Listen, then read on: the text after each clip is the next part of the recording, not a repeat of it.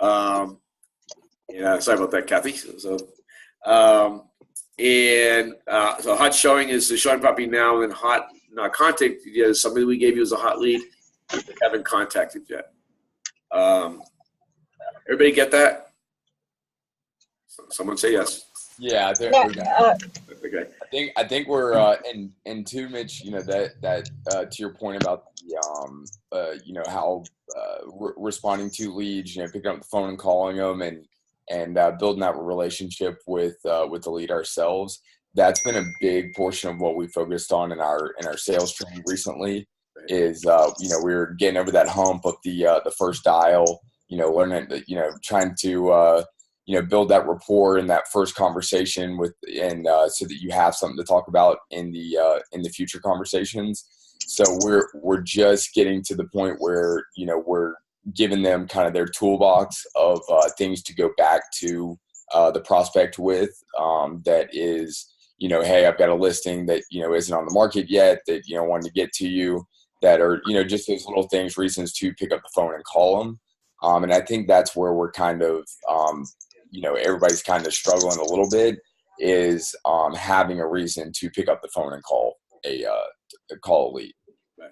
Well, keep in mind, a hot lead, the reason why they call you, there's a reason because we told them you were going to call them. So call a hot lead or a calendar lead. Are we in the conversation? Great. That, so-and-so will be back to you within X amount of time, usually within 24 hours. So, think about this. If you're put yourself in the customer's shoes, and I give you a call today, our first call, people give you a call today, or our ISAs give a call today, and they say, great, Davis is going to be back in touch in the next 24 hours, and you don't call them. They don't have any trust in you guys as realtors. That makes sense? So you always want to call, and you always want to leave a message once you make the first phone call. And again, the first phone call is really just here's how you make the call. Hey, this is Mitch. I know you talked to my assistant, whatever the person's name is. You'll see it on your lead. I know you talked to Julie, my assistant. I just want to call and touch base and say hi.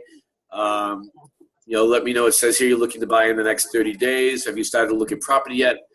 I'd like to send you a list of properties. And the key is at that point is sending them a new list of properties and getting engaged with them on the buying process. So it's warm, and you don't want to be pushy, but you also need to be able to get the appointment with them. We're thinking about looking over the next 30 days. Great. Why don't we set the appointment up, and I can go show you a few houses so we can see, so you get a feel what you're going to get for your money, things like that. Even people that are active, active leads just didn't give us a time frame. Doesn't mean they're not buying next week. They just didn't give us a time frame. So active leads could buy anytime between tomorrow and 2, 5, 25 years. That's the challenge with this. But your calendar leads, once we find out, they say they're buying in January, and all of a sudden, they start getting listings, they get excited about it, they might move their time frame up. So very important that during that call, you're verifying the time frame. So it's really an introduction call and finding out about the time frame and finding out about lifestyle. Does that all make sense? Absolutely. Yeah. So your reason to call is really just because we told them you were going to call. All right. So you want to set again, the number one thing I hear from consumers everywhere, and I check this everywhere. We do all sorts of studies here, which we've done for years now. Is the realtor said they were going to call me. They never called me. I registered on a website. No one's ever called me.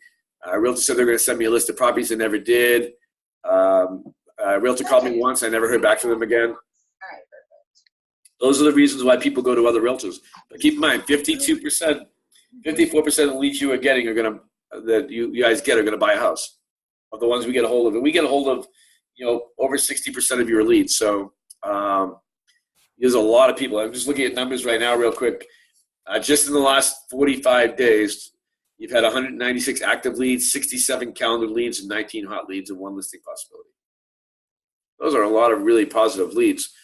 286 leads. Really, realistically, out of this group here, should result in somewhere between 15 and 25 contracts minimum. So there's a lot of opportunity there. I just pulled the last 45 days. We've been calling you guys for a while. Any questions about those two things? No? Okay. And then the only other thing I want to make sure, Davis, I'm going to send you our drip campaigns that we use. I'm not sure what you guys are using for drip campaigns, but the most important one is the one that we send out every 6 weeks is just checking in email. Do you do that one, Davis? We don't have that as a current drip. That's if they haven't responded in a while, we have it as a template, but we don't have it as a drip. Yeah, so I would recommend that as an every 6 week drip. Because what happens, especially for the volume of leads that you guys do, is you guys are going to lose people in the shuffle. Now we call, right now we're calling, between 2,000 and 3,000 people a month for you guys every month. 2,000 from the ISA, and when you're averaging 1,500 leads a month from first calls, we're calling all those too. So that's 3,500 people we're calling a month for you guys right now. So it's a lot of leads for a small group of people. So it's important that you really focus on making sure that you don't drop the ball on hot leads, and especially calendar leads. Hot leads are now, and calendar leads are have a time frame there. So what I want to do now is kind of open this up more for you guys to ask me questions. Those are these are the things that when I've been around talking to people that I'm working with right now, these are the questions that they had the most, were the ones I just went over. But Davis, maybe you can kind of give me some of the struggles that you guys are having that I can guide you on. I'm going to let everybody kind of weigh in here a little bit.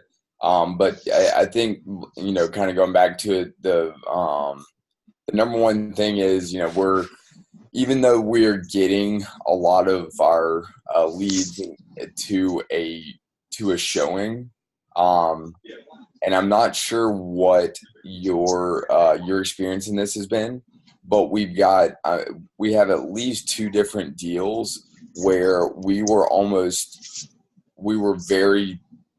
pretty sure that they were using another agent.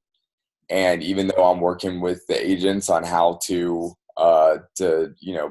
address that conversation, and that's more of a confidence deal. Sure. I think that hesitancy to make the awkward questions not awkward is a big thing, and I think that's I think that's our biggest struggle right now. But that's more of a sales type conversation. But Sure. Being able to have the awkward conversation about where the money's coming from, are you using another realtor, and why, if you've used another one in the past, why are you not using them again? Right. That's by far our biggest struggle, I think. Sure. So, and you kind of hit the nail on the head. It's really a confidence issue for most people. So the language I use when I ask someone if they're working with a realtor is, which realtor in town are you working with? Because when you say, are you working with a realtor, they'll say yes or no just to brush it up. But when you ask them which realtor in town they're working with, I know if someone's using me, they'll say, I'm using Mitch. Most people will respond, won't respond to that if they don't work with anybody, or they'll respond, say, I'm using so-and-so, then you know where you're at. With the money issue, so that's the hardest part of this whole process, I think. Because you don't want to offend them, you don't want to put pressure on them, but you also have to, because obviously you can't buy something. But that's something that I do once I've built a relationship. So if they're not looking for, say they're not going to look at property for a couple of weeks, I'm going to call them 3 or 4 times over that couple of weeks, kind of go over the list of properties I'm sending them, and have you talked to a lender yet? And explain right now, just so you know, in this market, things are going really, really quick. So you're going to need a pre-approval letter. I don't push it, but that's what you're going to need a pre-approval letter to buy a property. Or a proof of funds. So when you're getting ready to look in the next couple of weeks, we need to make sure we start working down that road. You follow me on what I'm doing with that? But you don't have to be pushy. Now, when I'm face-to-face with them, we're going to have a very strong conversation about it, because you can't buy a house if they're not pre-approved. And if you guys have an inventory issue like we do, which I think you do, then, house they want today is gone today if they don't have a pre-approval letter. There's multiple offers. Does that make sense? Yep, and we're in the same boat. We're at a 4-month absorption rate, down from almost 8 months a year ago. So yeah, we're less than 2 months right now. So I totally get it. Yeah, we'd be averaging 100 sales a month right now if we had properties to sell. We have so many leads right now sitting there waiting to buy, but they can't buy because they can't find a house. Which brings me to another thing. So two things, and this is not on subject here, but two things to think about. We've been very, very successful with at our brokerage. Now our team with DXP is we have, if you get a lead that wants a house in a specific area and there's nothing available, send a letter out to the neighbors. We do it all the time with great success. And the letter is very simple. The envelope has to be handwritten. So it's a little bit of work. I know people don't like to work too hard, but it's a little bit of work. But you have to, you handwrite a letter, you send it out to the neighborhood, just saying, I currently have a buyer looking in this neighborhood. If you or anybody you know is interested in selling a house, please reach out to me. We've gotten so many listings from doing that, first of all, but we also found homes for our buyers that weren't on the market. And that's one of the things that's really important that you do is you go the extra mile. So the challenge that we have in real estate right now, and it's one of my biggest pet peeves, and I don't know, one of my biggest pet peeves is the word pet peeve, so that's kind of weird that I said that, is everybody's gotten lazy because of the internet. Everybody's gotten to the point where, people will send you properties to show them, and then you just take them out and show them the properties they want. That's all tour guide stuff. That's not being a really strong realtor. Being a strong realtor is if they send you a list of 15 properties, going through each one of those properties, finding other properties that are better than those properties in the same price range, and telling them, hey, I got your list. We're going to look at 8 properties today. Some of the ones you sent me, but actually I found homes that are better than what you sent me. I think you'll like better. Then they see you actually doing work. They actually like that. I think you got to be going above and beyond in this market. I'm assuming you guys are getting a ridiculous influx of realtors right now. We're adding 100 new realtors a month here right now. We're up to 4,400 from 3,300 in January. They don't need to work with you, and you've got to show your value. And I think it's very, very important. So doing mailings to houses and trying to, when there's no inventory, you've got to make the inventory. There's a way to do it, but you got to go the extra mile. And then also showing that person on the phone that you're talking to that you're not just a tour guide. That I'm going to show you, I'm going to send you properties that you may not see, all sorts of stuff like that. Does that all make sense? Yeah, everything makes sense. We did actually yesterday our first round of doing some cold calls to condos and lined up 2 potential listings for at least to go preview the listings for a commission agreement this week. So great, excellent. And then the other thing to think about what we're training our agents strongly in right now is new construction. So the upside in new construction is you walk in, you say, here's my buyer, and you leave. And you're pretty much done. You get a check 8 months later. The downside is the check's 8 months later. But isn't it nice knowing that I have a check coming in February or March or April? So when the inventory is low like this, building is crazy. I'm assuming you guys have a strong building market right now? We do. Yeah, as do we. So we're actually probably selling more. There's probably more new construction out there right now than there are resales. I mean, it's ridiculous. So again, that's something to be thinking about. So when I meet with a customer, the first thing I do when I educate them on what I do, and I'll talk about that in a second, I guess. We're going to educate them about new construction. If they're remotely interested in buying a new construction home, I'm going to take them and get them registered in every new construction that fits their price range. And I'll usually go a little bit higher than their price range because what I find is someone looking for a $300,000 house will spend $350,000 on a new house. We see that all the time because they'll buy more upgrades. The rep they will upsell them. You don't need to sell them anything, but you just want to make sure you bring them to the right neighborhoods. One of the things very important when you're meeting with people is educating them on how you work. So when I met people, there's certain things that I did that made me look like the professional. One in particular is the first time I got in my car. I said, I want to explain to you how I work. I work Monday through Saturday out. I didn't work Sundays at the time. After I almost died, so I stopped working Sundays. But I work when I was working every day. I said I work every day. I work 8 to 8. So you have me Monday through Sunday, 8 to 8. Whatever days you work, whatever hours you work, I'm going to give you 150% in finding your home. I'm really, really good at it. And that's the words that are the most important right there. I'm really, really good at it. So even if you're a newer agent, which are all you experienced, or are some of you guys newer? Majority are newer, or at least newer to this market. Okay. So when you're newer, especially, your confidence level is tough because you don't know what you're doing. per se. I mean, you have an idea and you've got a great support team there with Davis. But you need to know how to educate your buyers because a lot of them don't really understand that we work on commission only. I'll give you an example of that. My wife bought the house that we currently live in back in 1994. She had a realtor for a year showing her around, her and her ex-husband around. And then she went to an open house and bought the house that was an open house at. I called the realtor on Monday morning, and I've gotten this phone call, which is why I do what I do now. And she said, hey, guess what? Thank you so much for your help. I bought a house yesterday. So have you guys had that phone call yet? We have not. Okay, you will. And that's because you didn't do a good job educating them. So it's very important that you I got someone that said they have in my chat thing here. I thought you meant that they did not buy from you. I've had the for sale by owner and all that happen. We discussed that about a week ago too. Okay, so let me tell you how to offset that. And I literally lost 2 deals in the 5 years that I was selling before I started my brokerage. And I sold a lot of homes. The education part when I first meet a customer is I'm very, very strict on how I work. Again, I say I'm going to give you 150% in finding your home. I'm really, really good at it. So let me explain to you how I work. I only get paid if you buy a house from me. I do not get paid if you buy from somebody else. So just like yourself, I'm going to assume that you like to get paid for the job that you do. If I'm doing a bad job, by all means, fire me. But I can guarantee I'm not going to do a bad job. So let's talk about a few different things.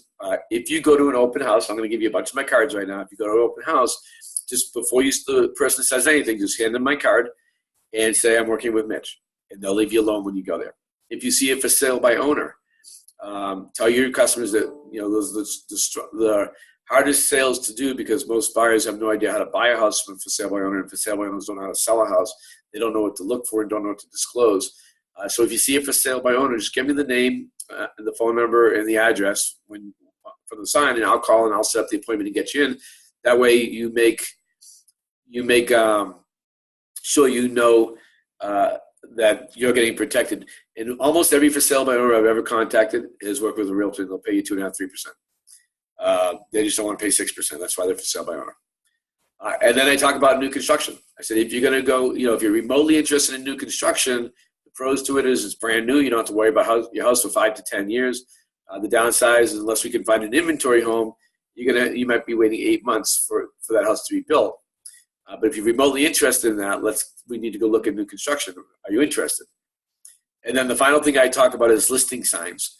I go, at some point you're going to be driving around because I'm not going to be with you 24 hours a day.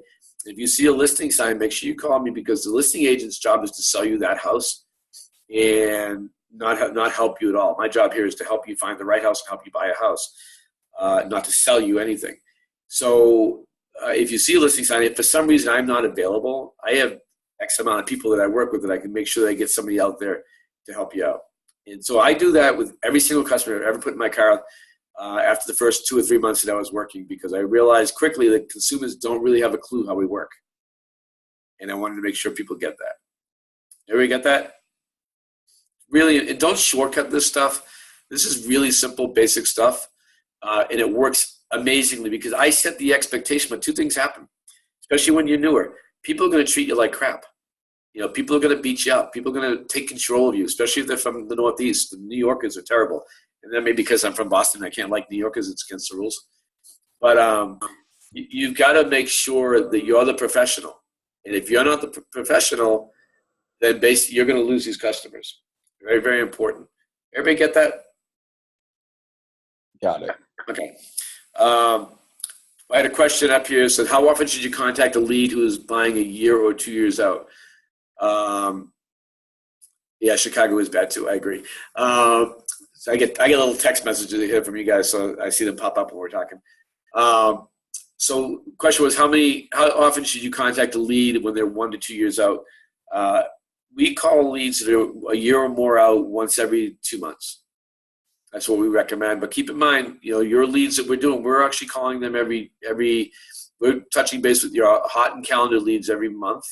So if they didn't buy from you, they just showed property, we're calling them once a month. And we're calling your active leads monthly. So we're on top of those leads too.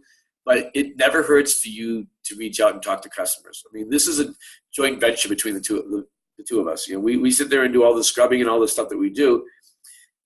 But if you guys fall down on your part, it doesn't work. The only weak link is who doesn't do their job. And, it's very important that everybody does their job.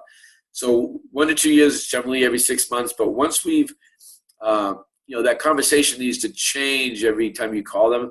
By change, I mean, you need to determine their buying time frame because it changes all the time. I've had so many people tell me they're not buying for a year or two and buying 3 months. All the time. Another question that came up is, what are you asking them when you call? Are you talking about what am I asking them when on the follow-up calls? It's really all I'm doing is just checking in phone call.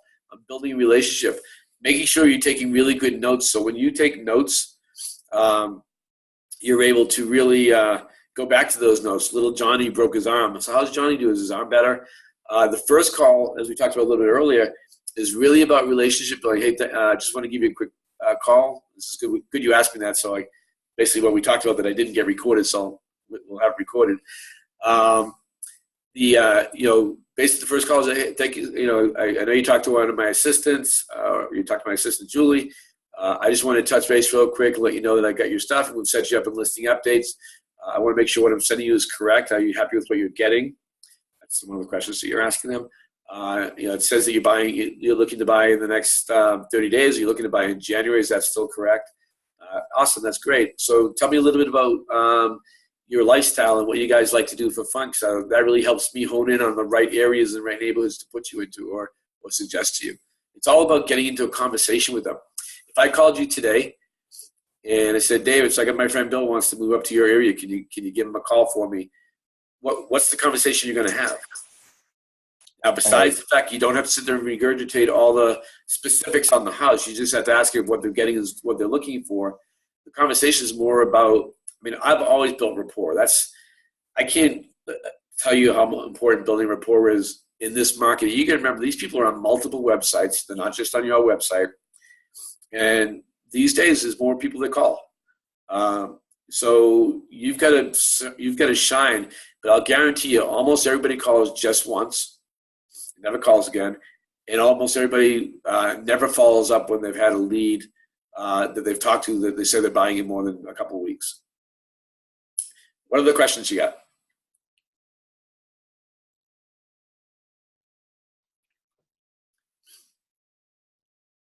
Everybody get the groups. I want to go over the groups one more time because I missed that on the recording.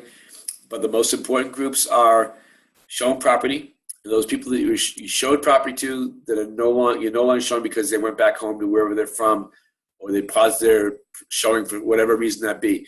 Again, really good notes helps us a lot because when we're calling them, if it's a credit issue for some reason or something like that, we're able to talk to them and maneuver the call around that conversation.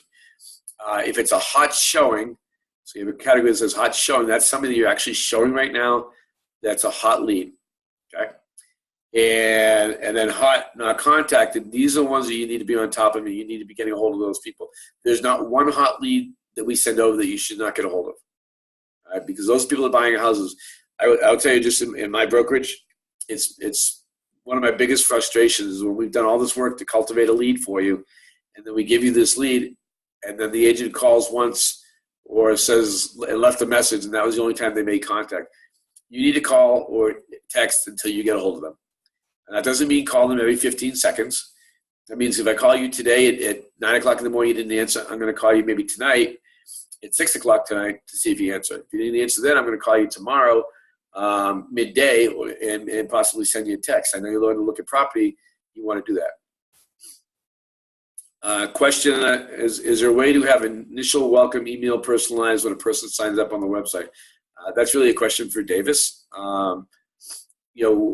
Davis, what do you guys use for your welcome, your initial email?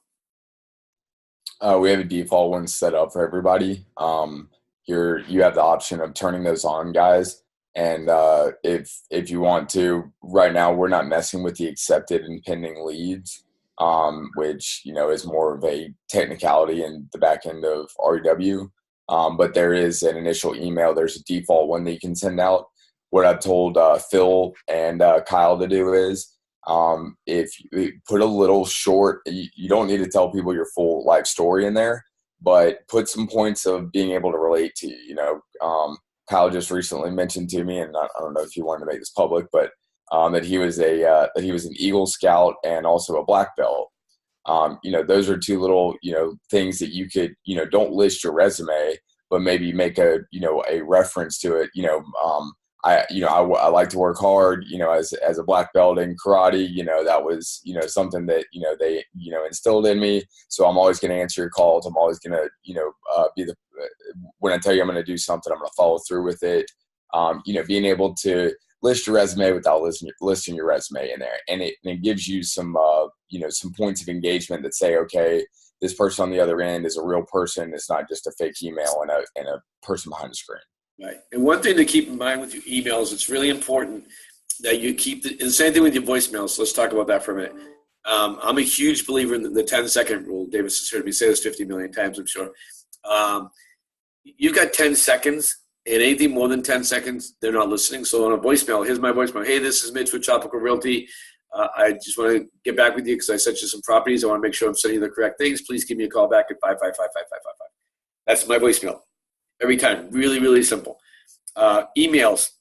You get more than a paragraph, they're not reading it. And again, always put yourself in the consumer's shoes. So if you get an email or a voicemail, so for me, I'm really ADD. If I get a voicemail that's more than 10 seconds, I don't listen to it. I just call the person back. If I get an email that's more than a paragraph, I read the first few lines. If I'm interested, I might read it. But 9 out of 10 times, I'm not going to read a very long email. I've seen agents write these books when they do personalized emails, and they just write books. Nobody's reading that stuff. So you got to keep it really, really simple and to the point. Again, do you read those long emails? And again, maybe some of you do. Or do you listen to really long voicemails? I don't. So keep it really simple. I listened to one of my agents leave a voicemail the other day, and it was probably 1.5 minutes long. And I sat there at the end. I go, do you really think that person's going to listen to that? She goes, I don't know. I go, they're probably going to think you're just this long-winded person. They don't want to be on the phone with you for an hour, so they're not going to call you back. So you just got to be conscious of that stuff. We got about 5 more minutes here. What other questions you got? Any other struggles that you're having out in the field that I can help you with? Because I know everything. I'm like the smartest person in the world. Sure, yeah. Hey guys, this is a great time. You know, Ann, I know that you've been working with a customer that has been a little bit difficult, and so this is a good time to weigh in and ask Mitch some questions about some customers. She's shy. Okay. So let's talk for a second, and we'll end it on this because it's really important that I think you get this. The whole thing about everything is keeping it light. People ask me how I got so successful so quickly, and I'm going to give you some numbers that they're not to brag, they show you that anybody can do this. When I first started in real estate, I knew 0 people where I lived because I traveled everywhere. I traveled 25 days a month with my internet company that I owned at the time. When I lost the internet company in 2000, I got my real estate license and knew 0 people except for my girlfriend. And I started September 10th, 2001, day before 9/11. The next day we kind of stopped, and I still sold my first house that weekend. I sold 36 homes my first year. I sold 50 my second year, and I sold 80 my third and fourth years. Not difficult. It was the easiest thing I ever did. The only thing that I think separated me from everybody else, one is I knew contracts by the back of my hand. My first week before I went and showed one property, I wrote about probably 30 or 40 contracts. And I wrote them to practicing. Because the number one thing that you need to be able to do is be able to write a contract and understand your contracts so you can explain to customers so they feel confident in what you're doing. And then I also said to myself, I have no idea how to be a realtor, but I bought in 5 or 6 homes in the year, 7 homes before then. I said, I'm just going to act like I'm on TV. I always want to be on TV, so I was going to act like a realtor. And I learned that it was actually really simple. It was just a matter of having a lot of fun. I make stupid jokes, and if you don't have a personality and you can't make jokes, that's a little more challenging. You need to learn a couple of jokes. You need to keep it really light and fun and not pressured. The worst thing you can hear is people telling you or telling me, the worst thing I used to hear from about my agents, I just felt like they were there for a paycheck. That gets you no referrals, it gets you nothing in the future. So if you can build that relationship and have fun with them. And I take every single customer I've ever done out to lunch. I don't talk about real estate at all at lunch. I talk about life, and I have lots of stories. So I talk about stories and ask them questions about their lives and get to know them on a personal level. Those are those things that are intangible that no matter how good your lead is getting, you're going to get sales from it. I have one more question here. This will be the final question because I have another training in 10 minutes. If an agent is averaging 60 leads a month, what's the conversion rate on those leads? All right, so a couple things. First of all, every lead you get should be set up in listing updates, even if they don't have a phone number. 25% of our sales every year come from leads with no phone numbers. So every lead should be set up with listing updates immediately when you get it. Secondly, you can't really look at conversion on a monthly basis because it doesn't work that way. It's a long-term basis.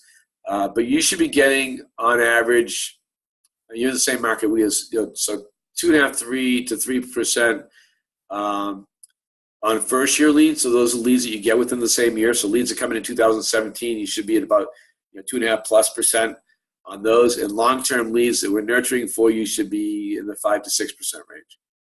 So 60 leads a month, theoretically you should be getting at least 2 to 3 sales a month from those once we get rolling here. It does take a little time. You're building your business here, but you should be getting, we're calling a lot of older leads too. So a lot of the stuff you're getting from our ISA department are all older leads. So the FCA department is sending over the newer leads. Any other quick questions before we get off? David, we can do this whenever you want. So you just tell me, email me, Mitch, we need a boost session or a training session. And this is pretty much all my job these days, is to do this. One other question I go is, how often would you call calendar leads? It depends on the conversation you had last time you talked to them. So a calendar lead, if they're buying within 6 months, I'm going to try to talk to them once a month. But again, we're calling them too for you, so you got to remember that. Make sure you look at the notes, because if we call them and leave them notes, if anything changed, we're going to do that. But you'll get disposition when we call them. But it never hurts for you guys to call your leads too. The reason why we exist is because we know most of you won't do that. But we want to make sure we don't drop the ball on the hot leads and on the calendar leads, especially when we're moving calendar leads into hot or active leads into hot. Those are really important to stay on top of that stuff. And we're just telling them they're going to call you shortly. All right. Any other quick questions? I got about 1 more minute here. All right, Davis, let me know on anything that you need, okay? And we're here to help you guys make more sales. That's our job. That's what we're here for. All right? Appreciate it, Mitch. Thanks a lot. All right, guys. Have a great day.